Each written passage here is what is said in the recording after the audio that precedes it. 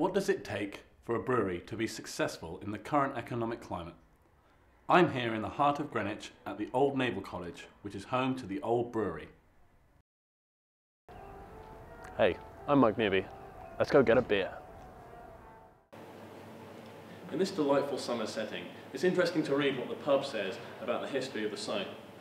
The original brewery on the Old Brewery site was commissioned in 1717 and supplied the pensioners of the Royal Hospital with their daily ration of 2 quarts of small beer until 1860. The building in which the Old Brewery is housed was built in 1831 and then substantially altered 12 years later when destroyed by fire. What remains today is a single-storey block with a series of vaults below. The structure of the building includes rare examples of cast-iron fish-bellied beams. Since its foundation in 2000, Meantime Brewing Company has brought brewing back to Greenwich. What is the secret of this beautiful pub's success in this current economic climate? Is it the beer garden? Is it the fact they brew their own beers, hospital porter, and the 8% Calabier? Or is it the lovely setting of Greenwich University? I asked Rod Jones, brewer at the Old Brewery, about its success.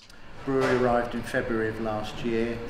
Took about a month to install and commission, and we began brewing March of last year, so just a little over a year.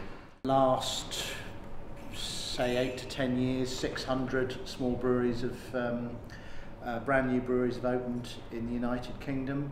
As recently as 3 years ago, there was only Meantime and Fuller's actually brewing in London. Now there's 8 or 10 small breweries. The Micro-Brewery is a point of difference. It's spectacular visually, lots of stories to tell about it, and of course it gives us some unique beers that can only be found here. So yeah, it's absolutely a part of the success, I'm sure. If you'd like to follow me into the restaurant and cafe, you can see the unique copper stills. The Old Brewery ferments their yeast in view of the public eye, unlike most. And why not, when it looks utterly fantastic? The stills and the hanging bottles are all part of the bar's aesthetic. I asked Rod about a very special beer being brewed specifically for the royal wedding.